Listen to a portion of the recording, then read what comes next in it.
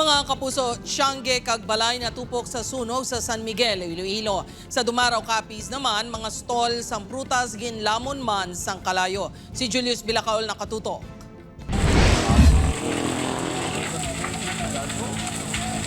Dako nga kalayo ang nagpukaw sa katulugon sang pila ka pumuluyo sa Barangay 2, San Miguel, Iloilo pasado alas 4 kay inasang kaagahon. Ang sunog ang nagluntad sa Salvilla Street. Totally gutted ang Tiangge nga ginapanagyan sa pamilya Alcon, kag ang ila balay nga wala na ginaistaran.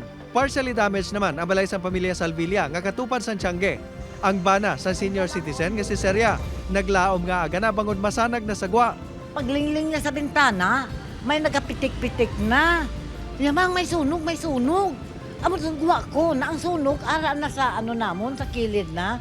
Ang kalayo ang ginatudlo nga nagsugod sa balay nga mga 50 anyos na nga nagatindog kag human sa kahoy.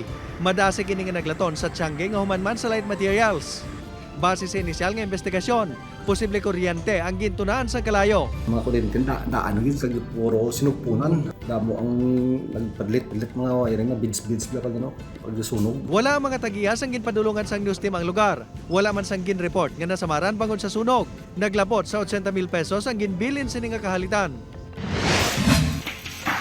Nagadaba-daba nga kalayo ang nasaksihan sa pila ka vendor sa sulod sang merkado publiko sa Barangay Poblasyon Ilea, Dumaraw Capiz, pasado alas 11 kagabi.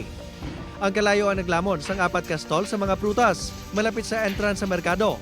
May mga gamit man ini nga ginhalitan sa second floor. Kapasata na sir ang nasunog, tapos ang manadalahig lang sa video second floor is ang ilan na itong mga aircon ng sir sa duwa ni Papaw. Ang ginalantaw nga kabangdanan sa sunog, ang linya sang kuryente nga nag-spark kag nagtupa sa mga styrofoam sa idalom sang nakadisplay nga mga prutas.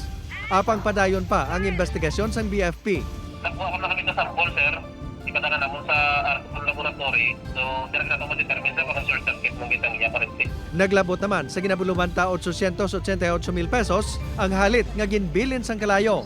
Upod kay Hans Desierto, Julius Bilacaol. 1.